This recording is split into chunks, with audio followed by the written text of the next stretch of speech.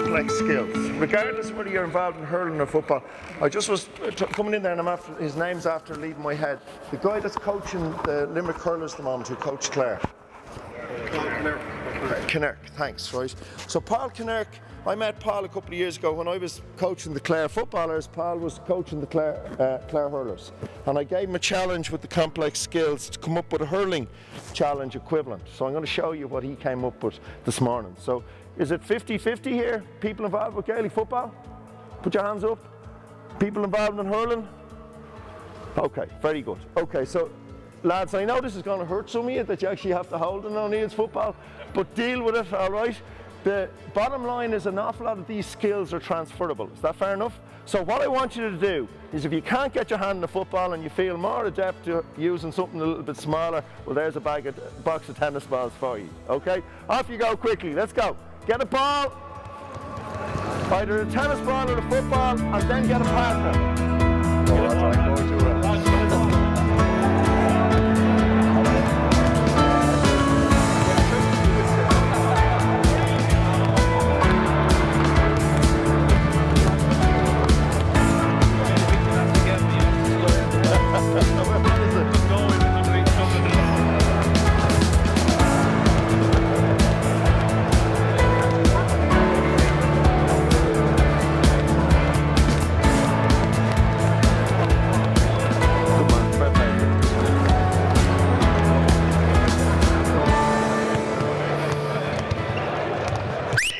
Okay, just come on in a second, right? If you just tighten it up here, there's a couple of things here that are really important. First of all, if you don't experience this fully, you won't understand it, right? And there's a certain part of this where you actually have to feel uncomfortable, because that's part of the learning, right? But equally, there's a big number of people. So every time if we move on to someone, we have a chat, I've only got an hour, and I'm going to try and share as much as I can with you during the course of that hour. But for you to maximise it, we have to move on quickly. So that's fair enough, right? So what I want you to do straight away is this, with a partner, okay? So in hurling and football, the strike for a hand pass is underhand, all right? So a legal hand pass in Gaelic games is an underhand hand pass, right? Now, you'd still be amazed with the amount of referees who pull it, but it is a legal pass, okay? So we trained it. Underhand right, underhand left, all right? So I want you to start off with a hurling ball, or with a tennis ball, or a Gaelic football, underhand right and underhand left. Now, we'll talk about what we're using in a minute, but that's all I want you to do. Go, with a partner. Start with 2 footballs, underhand right, underhand left.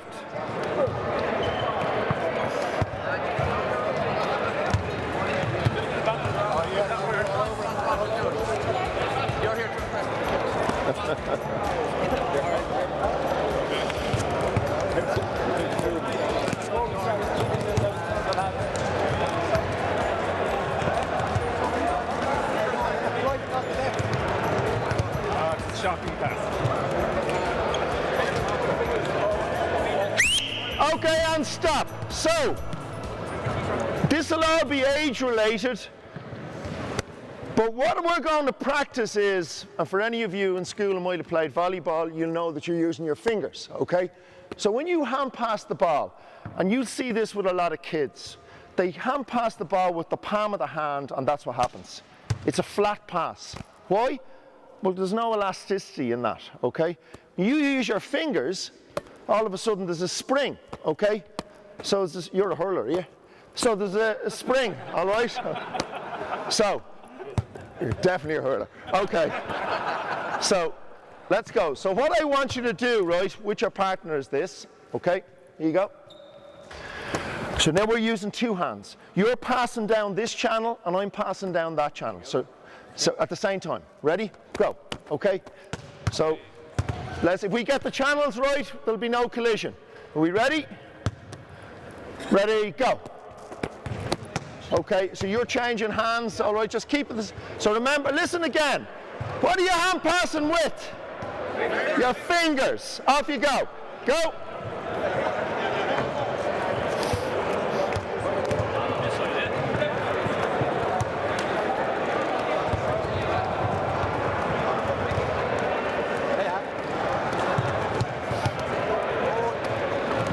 So what you with the tennis ball, throw the tennis ball and hand pass the football.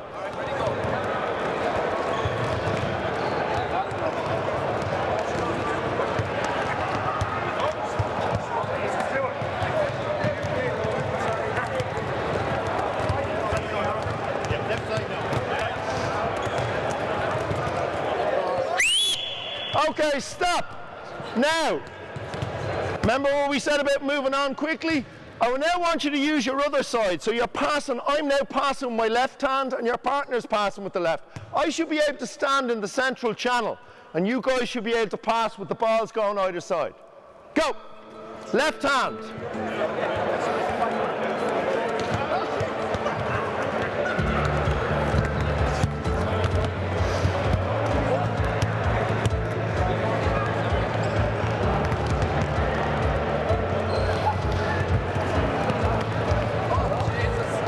Sorry.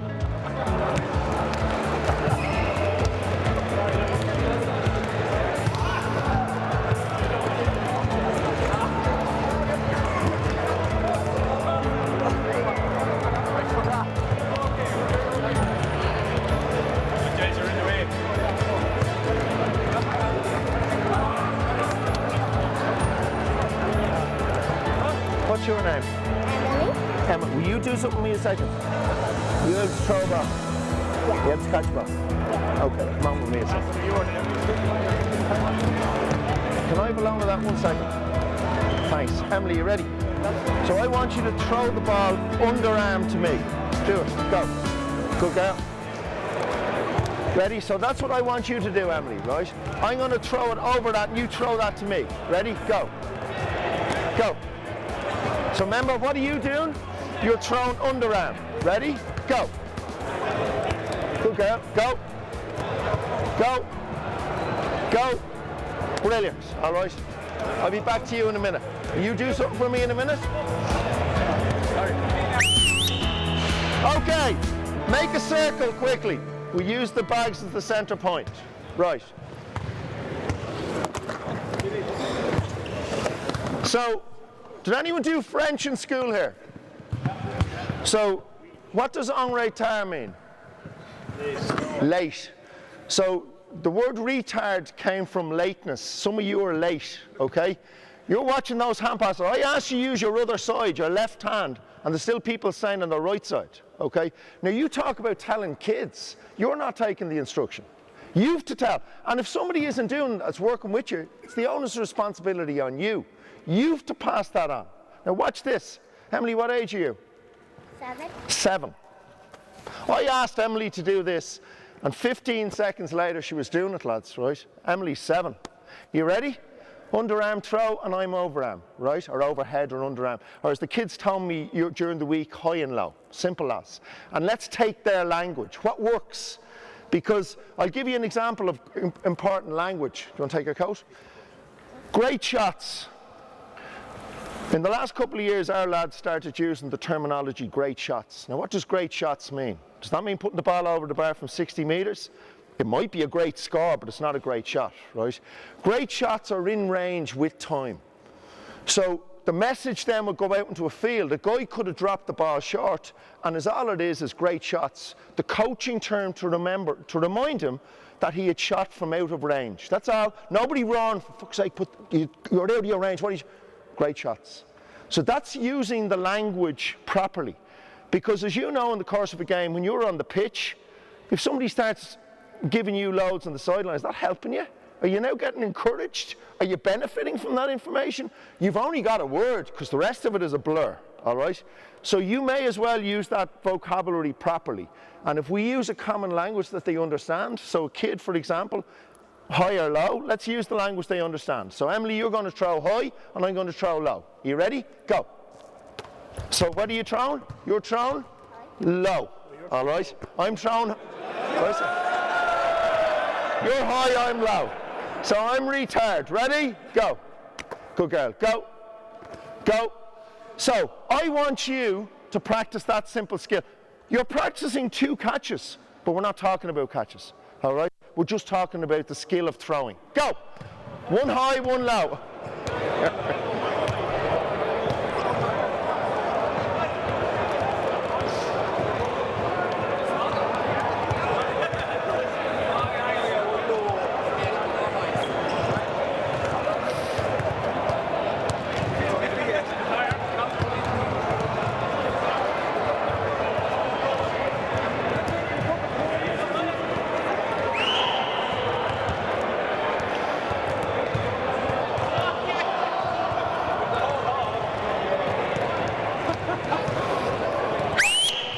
Whatever you were doing, do the opposite. Whoever was low is now high.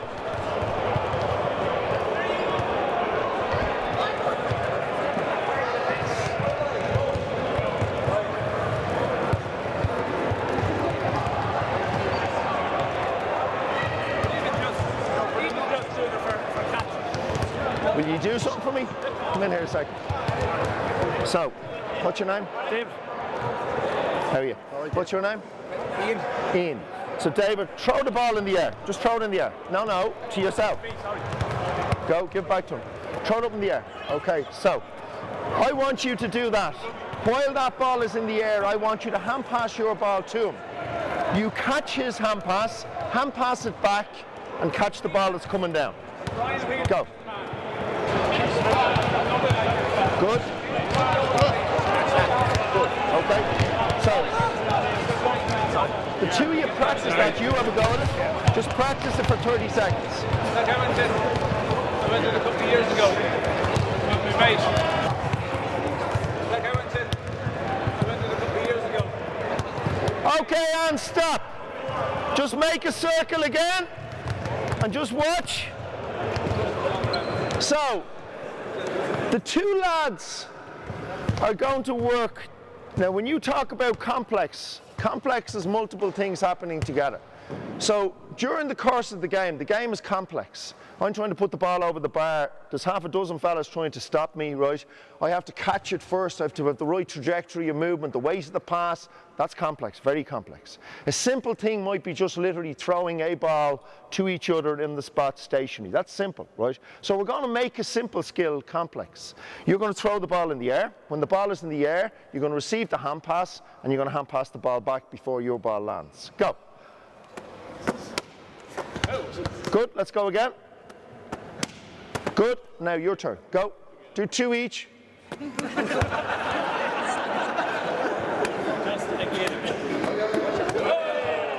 Have you ever jumped out of a plane? It was the same fear that was on your face. Okay, quickly, let's go with a partner.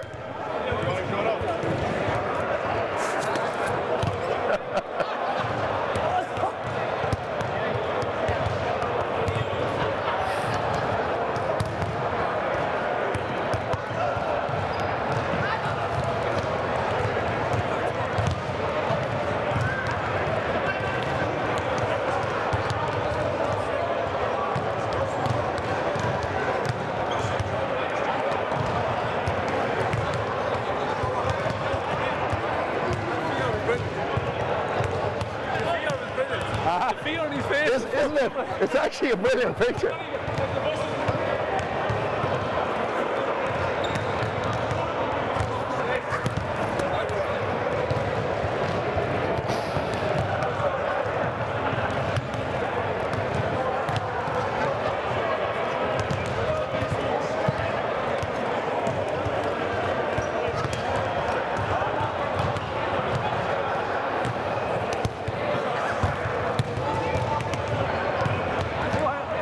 Okay, so I'm going to move the challenge on. So this time when you throw the ball in the air, you're hand passing right the first time, catch the ball. The next time you throw the ball in the air, you receive the hand pass, you hand pass it back with your left hand. Okay? Go.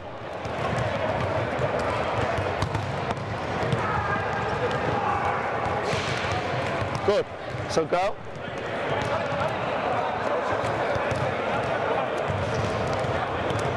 Good, well done. Okay, stop. Come in. Watch. 5, 4, 3, 2, 1. If I told you in 2013 the last thing we did before we left the changing rooms for the All-Ireland final was this, you might take a little bit more notice, all right? So to watch 32 or 34 lads or whatever it was, completely synchronized and that lovely sound when everything is working together. It's a fabulous feeling of power, all right? Just watch this and see if you can spot anything different. Are you ready? The opposite. Go. Go. No. So, do you see what he did?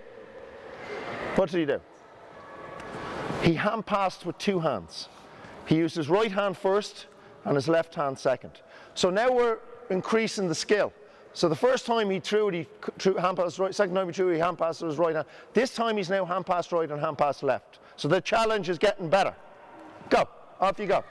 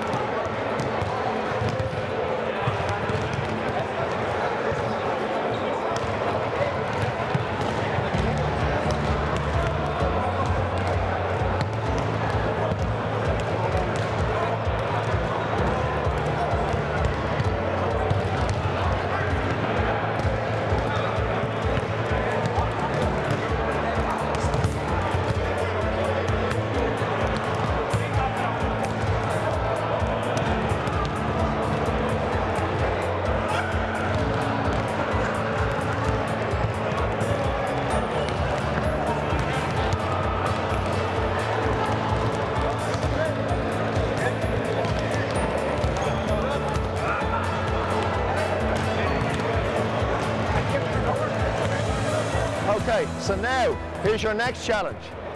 When the ball is in the air, you're going to hand pass right, ball in the air, hand pass left, but you now have to catch the ball at its highest point. Okay? So highest point isn't there, it's there. Oh, there, wherever you can get it at its earliest. Go. Good. Excellent. All right, go. Well done. Now it's your go. Excellent, well done. Okay, and stop. Come in again. So, in 5, 4, 3, 2, 1, -1. It's like being in school, Jason. Okay, so just come in a little bit tighter. So we're going to increase the challenge again. Right, see if you can spot it, all right? Now, just a matter of interest, when we would have started off with the lads doing this, never mind juveniles, they would have told us they were mentally fatigued, right? Now, you can understand why, okay? Because there's a huge concentration involved in it. So you're obviously only going to introduce this in stages. You're not going to go from here to here in one day. So just watch this and see if you can see any difference, right?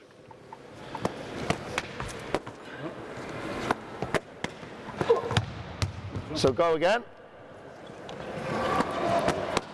That's better. Go. Okay, so that time the challenge was highest point. So again, listen to the terminology, right? Highest point is how many kids catch a ball here?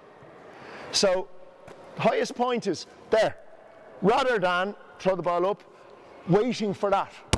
So the terminology highest point. So when a kid goes to catch a ball in a game and they haven't caught it here, instead of roaring them, you take the ball, highest point.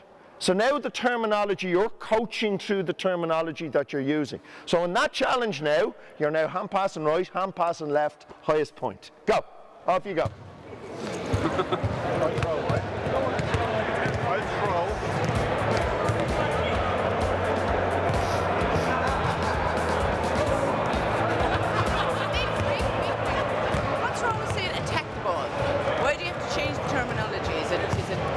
There's nothing necessarily wrong with attack the ball, but the point's been, if attack the ball is one of your core words, use it, all right? Okay, yeah. But the imagery of highest point is a completely different imagery than attack the ball. Attack the ball takes lots of different pictures. Okay, right. So I could be on you and the ball is, now I have to attack the ball. Yeah. But is that attacking the ball? I'm not quite sure. So trying to create the picture. Does that make sense?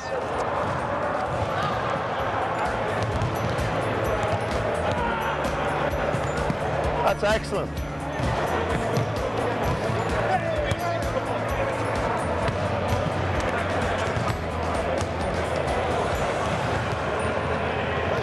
Can you get some pictures of the faces?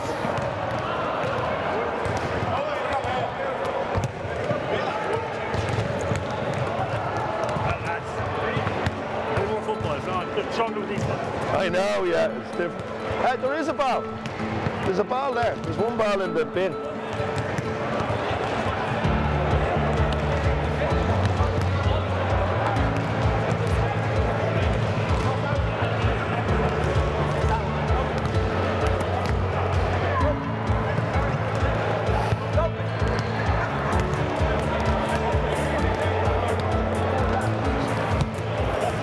Okay, and stop. Come in again. So will the two of you guys stand there where you are, right? Would you two make a square? Just make a square with them. Yeah. Just stand here. Yeah. And who's with you? Will you stand here? So there's a square, okay? So you put your ball down and you put your ball down. Okay. So somebody just asked me the question there, what's wrong with saying attack the ball? There's nothing wrong with it, right? But in that situation, I wanted to create the picture. Attacking the ball didn't necessarily mean it was the right thing to do. I wanted to create the picture of taking the ball at its earliest point, right? Which in that situation was highest point, all right? So my point on it, we use terms like when you're kicking the football, I'm going to kick it to you, right? So one bounce or better. So that's one bounce, right? Let's go. That's better. But this, as you know, so rather than roaring out onto the pitch, Jesus Christ, will you strike? One bounce or better. So you've created the imagery of what you're trying to achieve by using good language. Does that make sense? So the point being about it is, as you all know, let's take a club side. You're training twice a week and you have a game the weekend. So you have 3 contact points. You have to maximise it. Like Jay was saying in the warm-up, 15 minutes of your warm-up. If you can have, just a matter of interest, in our warm-up, which is 14 minutes long, 8 minutes of is ball related, okay? 6 minutes, they do their activation stuff in the changing room, but the pitch warm-up is 14 minutes long and 8 minutes of it is ball related. So it's game relevant movements, but it's with a ball, because that's what they're going to play with, all right? So as he said, he's picked his own warm-up for his thing, right? And it's all relevant to what you're about to do, okay? So the language is a key component of what we do as coaches. But I want you to watch this, right? Because there's a difference between training and coaching. So I want you to watch. I want you guys, this is an exercise we've all done at some stage in our careers. I want you to hand pass the ball around the grid as fast as you can. Go. 1, 2, 3. 2 footballs. Where's the second one gone? Jeez, you had 4 a minute ago. What's...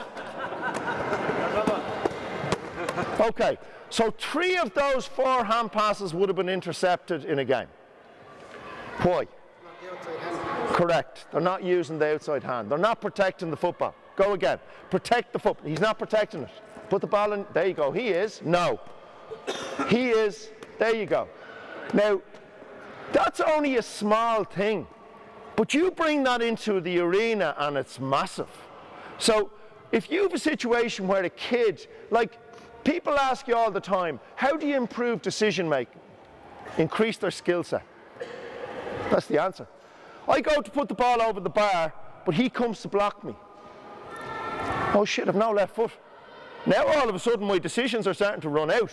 If I had a left foot, the decision was easy, okay? So I'll give you another example of that.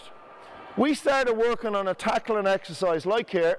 So here was the goal, and you'll get it in a minute, right? So bounce right, solo left, bounce left, solo right. So my job with the ball is that I have to touch the 4 sides of the grid. Every time I touch a side, I get a score. I can't touch the same side consecutively. Does that make sense? So I can't go here, back out, and then back in again, right? So I'm trying to play the ball. If I bounce right, I must solo left. If I solo left, I now can either bounce right or solo right. So I must always change the side of my body. The tackler gets a score for near hand tackle. Sternum, holding them up, all right. Delay, they get a minus score for hand, that's a minus score. They're now tackling with the wrong hand. He goes and the game breaks the tackle, I'm gone. Near hand, that's a score. Just getting that score. Our definition of the tackle, by the way, which you can have your own, right, was stopping the player from where they wanted to go. That was very simple. A turnover is completely different, as you know. That's actually winning the ball back, right? So in that grid, I got scores for near hand, sternum, delay, and obviously for winning the football. But I could have ended up with 8 points after 30 seconds and I didn't win a ball. Does that make sense? But technically, I was getting better as a footballer. I was using both sides of my body. Now here's what happened, and we didn't go after this, but this is what we found out. The player with the football, in a game, just hold that a second. If you come to tackle me in a game, what hand do you think I'll hold the ball in? My stronger hand. That's exactly what I'll do. So if you come to tackle me in the game, look, I'll hold him, protect the ball. I'm on my stronger side. Now most players at the top level are developing to a stage where both feet are close enough to the same, never fully the same. So what we found the minute we started introducing the second football was, when they came in to tackle you, which ball did you hold? Which side did you show the tackler? Your strongest side. Why? Because that's the side you felt you could protect the ball more with. What side did you turn off? Your weaker side. So now you started to develop the weaker side for the turn. So in the game, what we started to notice was, he started to come in to tackle me. I'd go here, bang, immediately, what am I back on? My stronger side. Only percentile stronger, but it's still a percentile, all right? Now, isn't that incredible from using the use of two footballs? So there's two little coaching things that are really, really important messages. Lots of us let that drill run and we don't pick out the one key component that's important. Just as a matter of interest. You ready? What skill am I perfecting in that exercise? Hand pass. The hand pass, very good. So everyone all over the country will tell you periphery vision, two-touch, awareness, my arse. Hand pass, a fucking hand pass, that's all you're working on. And if you get the hand pass right, at the key moment of the game, a definition our crew came up with 2 years ago was, the key moments of the game are decided by executing the simple things really well. It's a brilliant line. The key moments of the game are decided by executing the simple things really well. We're bearing down on goal, moving down. There's the goalkeeper, or the fullback coming to you. Just, we'll pretend that's the goal. You stand in the middle, all right? So you ready? We're going at him. All right, ready? You coming or you staying? Okay, so my hand pass here, maybe, here, depends where he's gone. If I give that hand pass here, it's game over, okay? The key moments of the game are decided by executing the simple things really well. I must get that hand pass right. The weight of it, the trajectory of it. 9 out of 10 times I'll do that in training with no problem. If you get it wrong in the game, that's the moment gone, all right? So when people talk about what are the most important things to practice, the simple things, and executing them excellently all of the time. Irish rugby team in the World Cup last summer, they couldn't get their lines of running right, they were fumbling balls, stuff they would do every single day of the week, and they didn't do it in that cauldron for whatever reason, okay? So the simple things. Now, this is what I want you to practice now. With your partner, you start off with two footballs. We can walk and we'll turn it into a jog. So bounce right, solo left, bounce left, solo right, and then you can turn it into a little jog as you go. When you've finished with your partner, hand pass right, hand pass left, and off they go. Go! Two footballs. Solo right, solo left. Bounce right, solo left. Bounce left, solo right.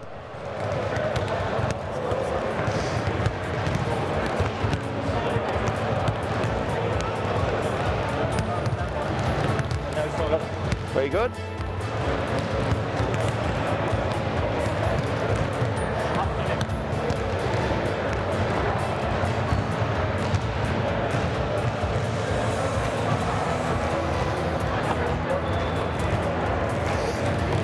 Hey lads.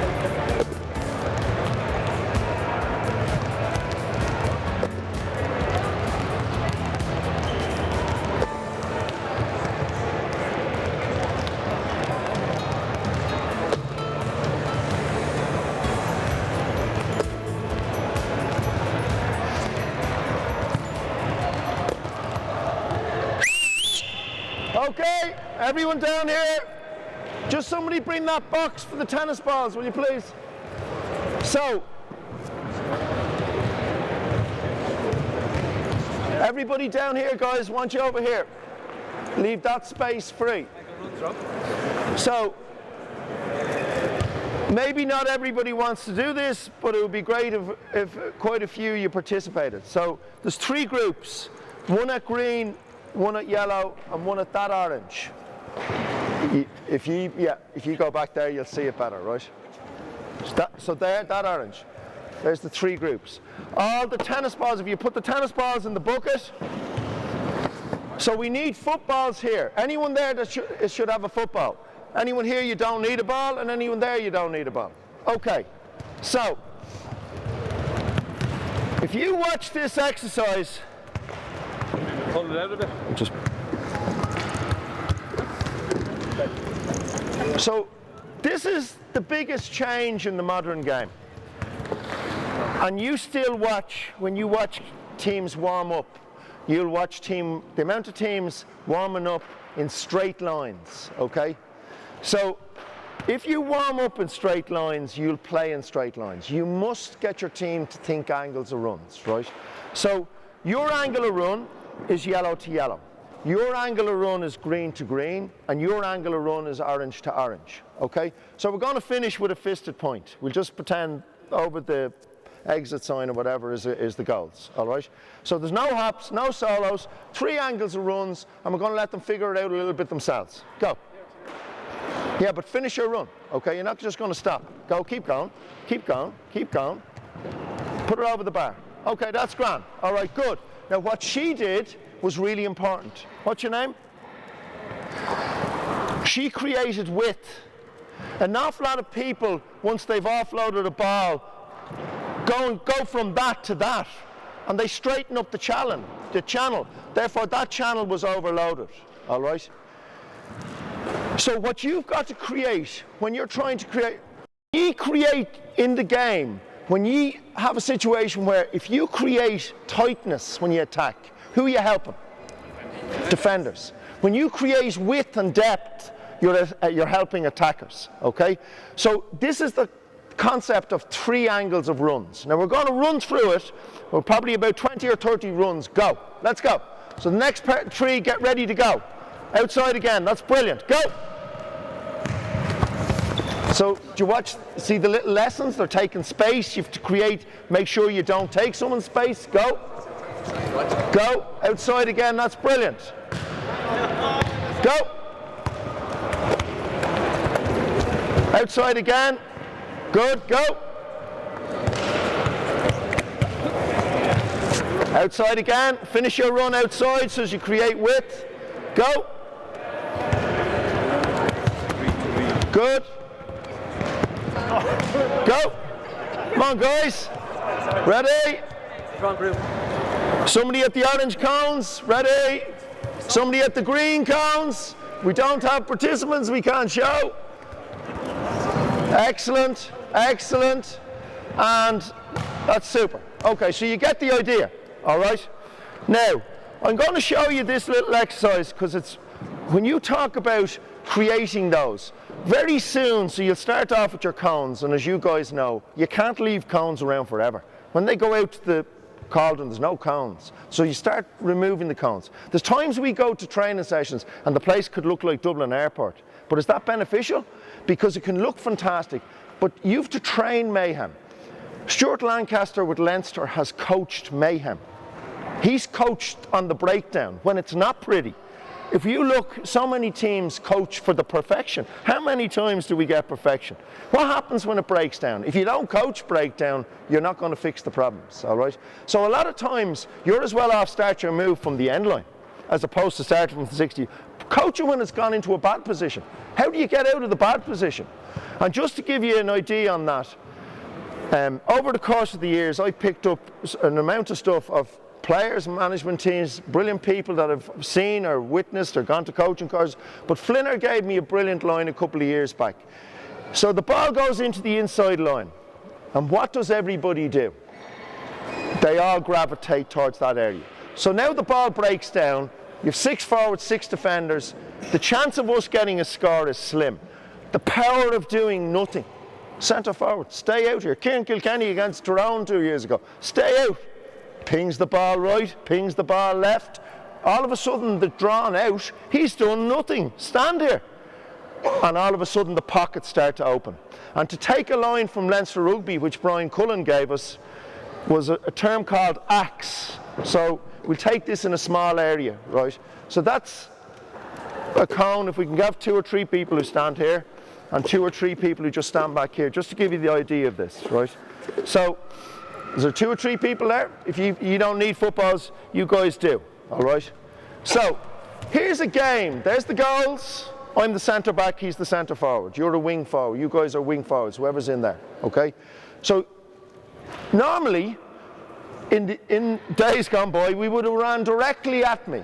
He would have ran directly at me and then there would have been a one-on-one. But what he's going to do is, there's your angle of run to the orange, right? So he's taking me away from goal. Play it. When he gets here, he plants. Where's our runner? Reverse pass, pass. So all he's done is taken me out of the space. Now, Leinster Rugby termed that whole move. So they're just coming on a run, ready, axe. That's what they worked on. So we took that concept and trained it. And you would be amazed the amount of times that you've created a 5 or 6 metre gap by somebody, rather than going there, just coming here, never with an intention to release you through the gap. Isn't that brilliant? So Jay referred to it taken from other sports. I don't necessarily think other sports have more to offer than we do. I think there's some fabulous minds in our games that we can learn from. But when you see something that you can use or an idea, nothing wrong with that, but I still think there's an awful lot of really good thinkers in our game that we can actually learn off. So much so that Irish Rugby came in with our camp, no more than we went in with theirs to see what could be transferred, and they would be very much of the opinion that they pick stuff up, all right? So that's all. When you spend the hours that you do, you're going to get a reward out of it because you will think of something that's beneficial, okay? So here's another one. Can I have any 3 people who didn't move for the last 30 minutes or don't feel like moving? Come on in here, good stuff. There you go, just stand here. Come on, let's go. There's 1. Everyone else back against the wall over there. Another person over here. Let's go. Somebody else. 2. Brilliant. And somebody else over here. 3. Good man, thanks. Okay, so you roll the balls away. You don't need the balls. Okay, so the participants. So I need 5 people here at this yellow cone. Let's go. Any 5 with a ball. 5 people over here. Now you guys don't move. You're not allowed to move. 5 people over here. No footballs. And can I have 5 people over here? No footballs either. So, just to put this in perspective in a training session, the 3 lads are mannequins. Do you know the soccer mannequins? So there's a typical situation and you're coming up against, you're attacking a defence, right? Here's your people attacking. Their job is to find the gap. That's the gap, and that's the gap. So they have to find the gap, but they cannot carry the ball through the gap. You can only release somebody through it. Does that make sense? So if we watch this, ready? I'll just go on the first one. Ready? Go. Go. 1 more. Give it to him. Good. So now we've found the gap. You wouldn't believe how many times players run into those mannequins. The mannequins are standing there. If you're going to run into a mannequin, how can you deal with players in a match? But you have to start somewhere. So that whole periphery vision and being aware of what's happening around you, you have to start with little green shoots, okay? So let's have a go at it. Go. Good. That's good. Go. 5 minutes. Okay, right. No worries. No problem. Go. Release. Go. Release. Go. Release. Good. Next up. Come on, guys. 3 more. And again. Okay, not bad. Go. So he took see the channel, he needed to delay the run. So you're working on so many different facets of the game. Okay, you three stay in there. So just come in. As a coaching group, just come in. You three stay there. The people who were involved at those 3 stations stay there as well. So, does that make sense that you could actually coach that and develop that, okay? Because when people talk about movement for what? We can all move.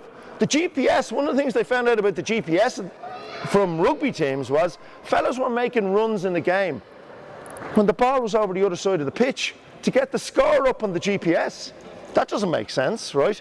So not all the instruments tell us what we want, right? And the day where you can actually quantify heart as opposed to heart rate, well, we'll have all cracked it, all right?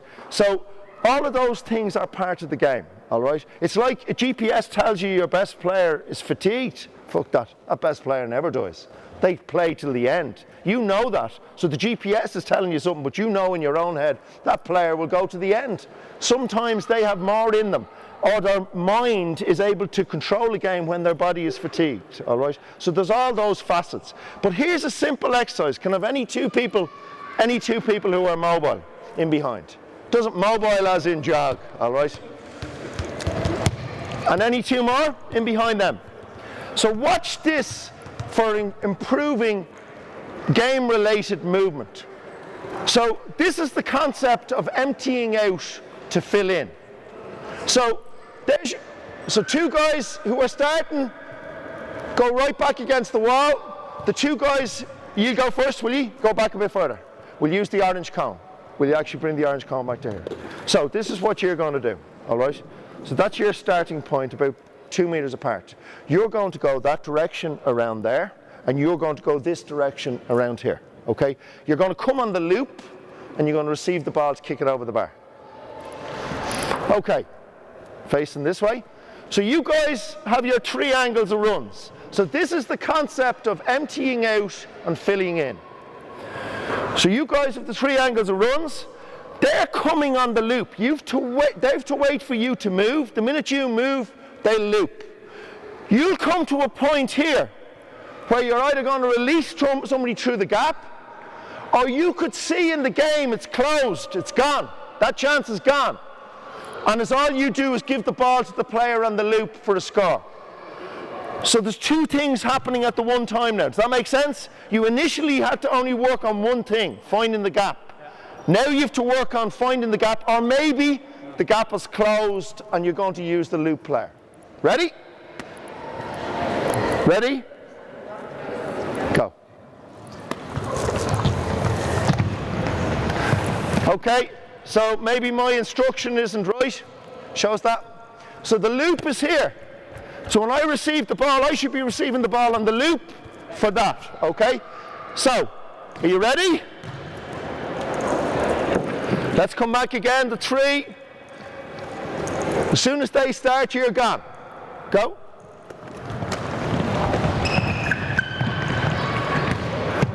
Okay, so he didn't get there on time, so it wasn't the right time to use him. But do you get the idea? Okay, okay, come on in.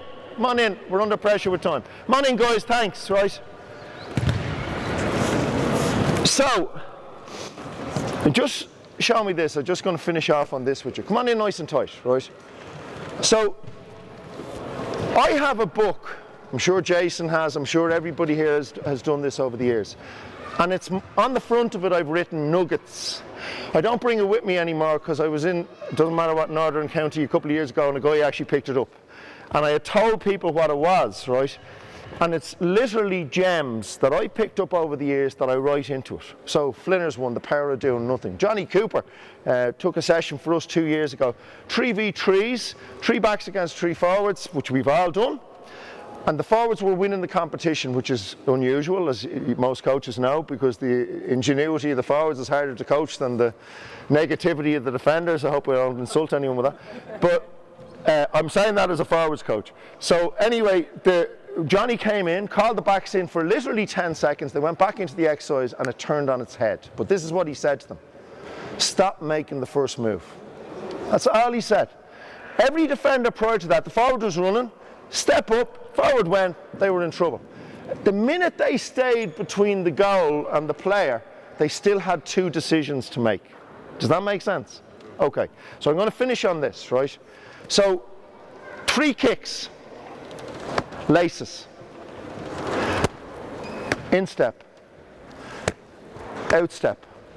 What part of the ball do I kick with my laces? Center. What part of the ball do I kick with my instep? Center. What part of the ball do I kick with my outstep? Centre of the ball. So, I've been told around the country, the O'Neills, the Friend, underneath, overhead. If you tell your players you always kick the centre of the ball, you've imparted a nugget of information onto them. That's what we're supposed to do as coaches. We're supposed to impart the knowledge. David Hickey used to stand on our railings and he'd lean on his hands and he'd call me over and say, the worst outcome for a forward. What's the worst outcome for a forward? Kick away short. By his reckoning, it was to drop the ball short. So I'd go back into the session and say, lads, worst outcome for the forwards, drop the ball short. I didn't say that, the Hick said it.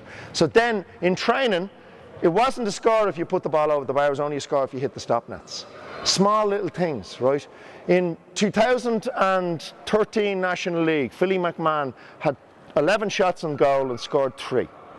So at the end of the season, it was decided that you only, as in championship, going into the championship, you only got the opportunity to shoot if you became a 70% finisher. Now that's completely different than you're a back and you're not allowed to shoot. In 2015 he outscored the Gooch. Is there any Kerry men here? No. You good. Okay, well I'm glad. So the bottom line in that, that's a change of mentality. Does that make sense? That's not you're never allowed to shoot, right?